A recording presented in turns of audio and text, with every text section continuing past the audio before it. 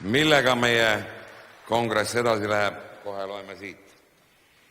Konkurentsiameti peadirektor härra Märt Ots on meie järgmine kõnemees ja tema teema on koduga seotud kulutused praegu ja tulevikus. Muide, Märt Ots on pärjatud 2009. aastal koduomaniku sõbra tiitliga ja Konkurentsiamet üldse on viimastel aastatel oma suure aktiivsusega silma paistnud. Härra Märt Ots!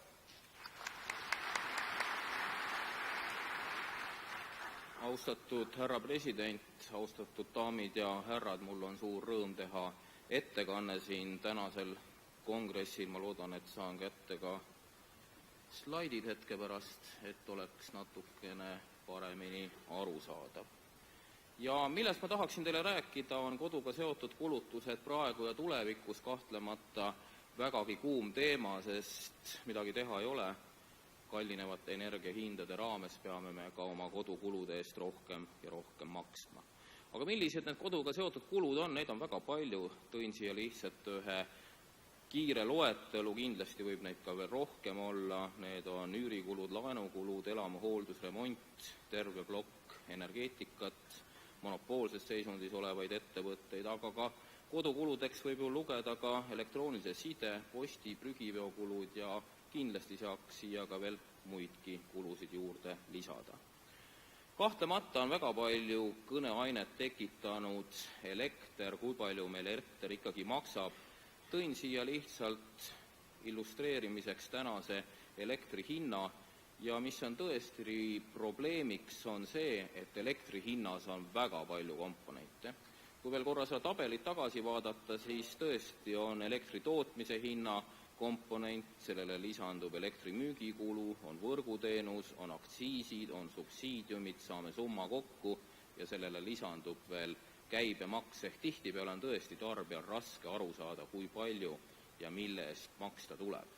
Väga palju on täna ka juttu olnud sellest, et 2013 avaneb elektriturg ja tekib küsimus, kui palju muutub, palju tuleb hakata juurde maksma.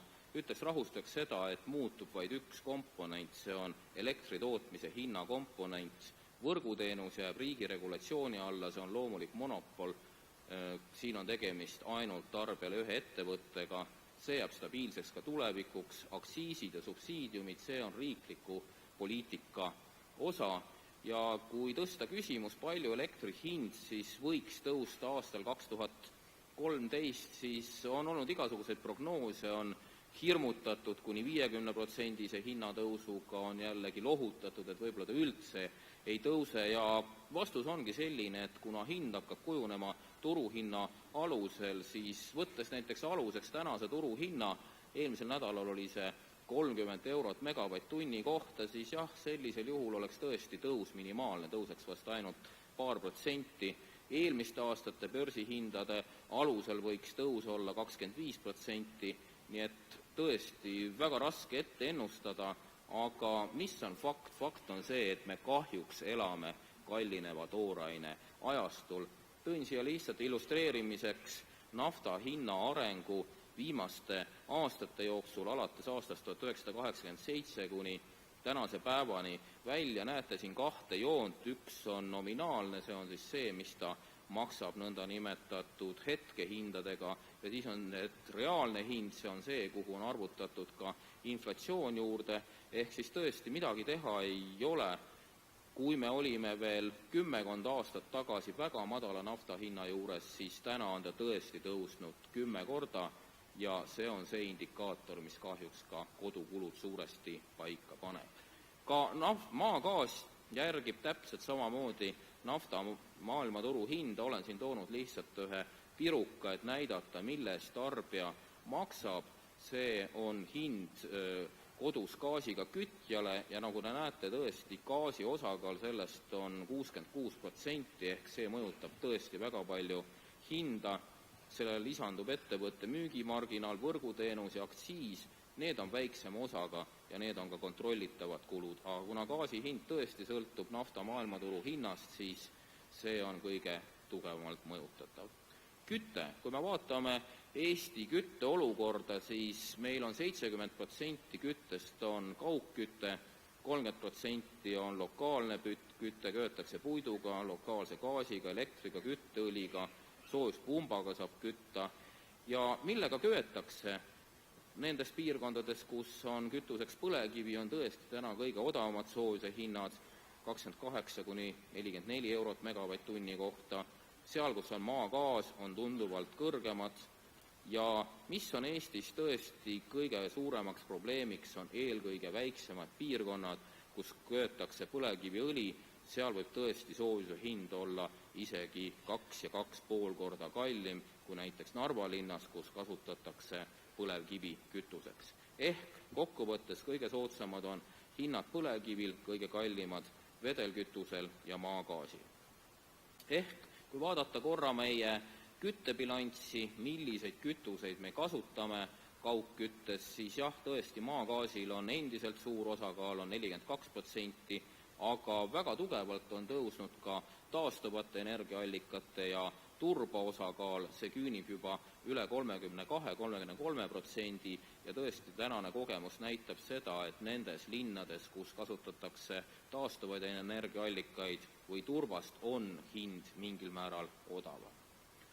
Ja ka taas lihtsalt üks pirukas, et teile näidata, mille eest siis sellise tüüpilise puiduhakkel ja kütteõlil töötava kaugkütte ettevõtte tarbija maksab ja taas 71% on kütus, ehk see tähendab, kui kütuse hind tõuseb, siis kahtlemata ei ole midagi teha, see peab ka kahjuks kajastuma lõpptarbija hinnas. Tegevuskulud, põhivarakulum, kasum, need on tunduvalt väiksema osakaaluga. Ja kui nüüd küsida, kuidas kokku hoida, mida teha, siis ma kardan, et energia ilmselt odavamaks ei lähe. Kindlasti nafta hind võib-olla saavutab kuskil lae, täna on ta siin $100 juures barreli kohta, võib-olla ta jääb samasse suurusjärku, aga ma väga ei usu, et tulevad tagasi $10 nafta hinna ajad. Ilmselt need ajad on jäädavalt kadunud. Aga mis on ka fakt, et koos nafta hinnaga kallinevad ka teised kütused. Kindlasti puiduhake annab odavamat kodusoojust, kuid kui vaadata taas statistikat, ka kahjuks selle kütteliigi hind on kallinenud viimase 10 aastaga 3 korda. Ja mis siin on põhjuseks? Põhjuseks on eelkõige Euroopa Liidu kliimapoliitika. Teatavasti on kokku lepitud, et puidust ei emiteerita CO2 ja aina rohkem riike Euroopas läheb üle puitkütusele, et säästa CO2 emissiooni.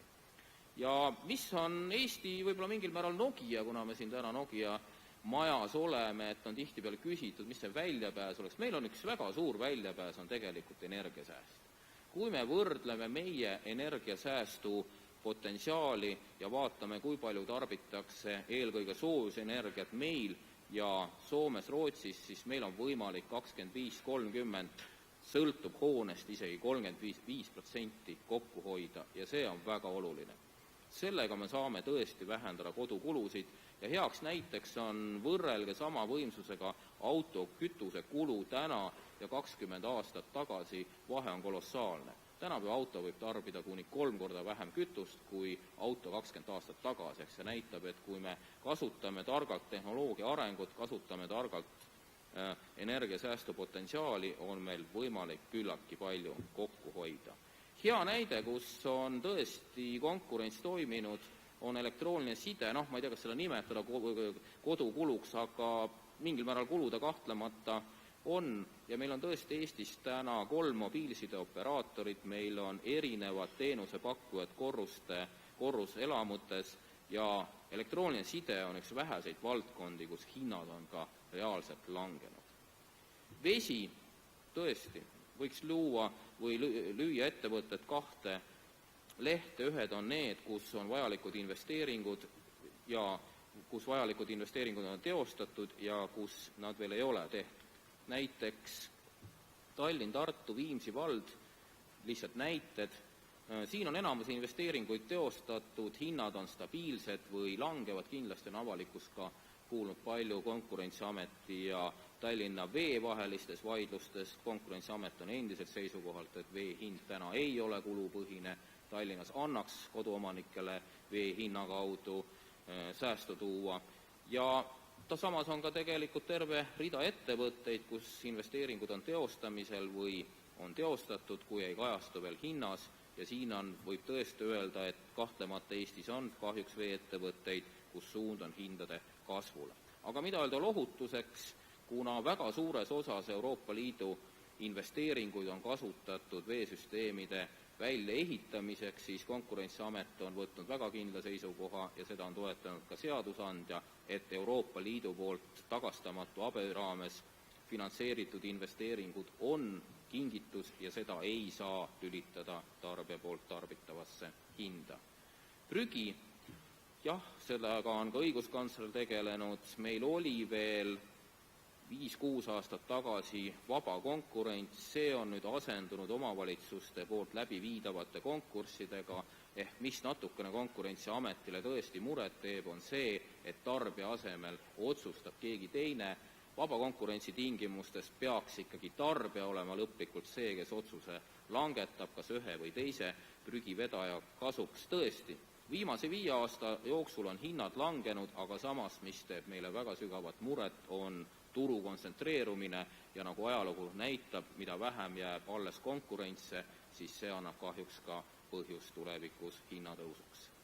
Üürikulud, laenukulud, meil on tõesti Eestis levinud kinnisvaral omaniku staatus, kus laen puudub, kui laen inimestel puudub, ei oma see tähtsust. Täna on meil madalad intressimäärad, kuigi pangamarginaalid on tõusnud, siis see siiski avaldab mõju ja väga tihti on küsitud, kas Eestis on piisav pankadevaheline konkurents.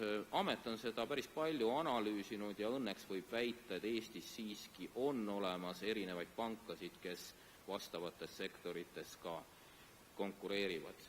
Kindlasti, mida ilmselt tagasi ei tule, on 2004–2007 valitsenud kinnisvarabuumi, hinnad on langenud, see on rõõm nii uutele laenuvõtjatele kui ka üürnikele ja minu nägemus on see, et võib-olla tõesti tulevikus võib ka üürimine mingil määral rohkem levida. Siin on lihtsalt graafik, kus on toodud laenukulude indikaator ehk Euribor, mille järgi me, kellel laenud on, oma kodulaenusid maksame ja täna on tõesti Euribori määrad ajalooliselt väga madalal tasemel. Kokkuvõte, kuidas me võiksime maailma parandada, mida võiks ära teha, kõigepealt energiasääst, eriti soojuse tarbimisel. Selle on ka õnneks tänane valitsus võtnud prioriteediks ja see on väga tähtis suund, kus me saame elu paremaks teha, energiat kokku hoida. Vaba turumajanduse näited, kus on toiminud hea näide elektrooniline side, kus tõesti teenuste hinnad on odavamaks läinud. Täna on ka riik rakendamas vaba turumajanduse printsiipe elektris, gaasis. Kahtlemata me võime pikalt laialt diskuteerida, kas elektrituru avamine on õige samm või mitte, aga nagu pikas perspektiivis elu näitab, siis see, kus on vaba konkurents, kipub ikkagi pikas perspektiivis olukord parem olema ja tarbijad ka hinna kaudu võitma. Kas monopoolne turg on parim? Meil on näiteid, kus tõesti on ka administratiivselt kehtestatud monopoolsed turud nagu kaugkütte, prügi. See on selline suur küsimärk ja kahtlemata siin peaks olema aktiivne diskussioon, kas sellised administratiivselt loodud monopolid on õiged või mitte. Ja kokkuvõttes tahaks tänada ja tahaks üles kutsuda, et tarbijate ühendused on riigile oluliseks partneriks. Tihtipeale, kui näiteks on tegemist seaduse eelnõude aruteluga ministeeriumi tasemel, kus küsitakse ära erinevate osapoolte arvamusi, siis jah, mul on kahtlemata tihtipeale kahjuks selline tunne, et Konkurentsiamet on see ainukene osapool seal laua taga, kes ka tarbija huvide eest kaitseks, aga kui me võtame teisi Euroopa riike, siis tarbijate ühendusel on ka sellistes diskussioonides väga oluline roll ja tahaks tarbijaid ja ka koduomanike liitu üles kutsuda veelgi aktiivsem selles protsessis olema. Tänan teid tähelepanu eest!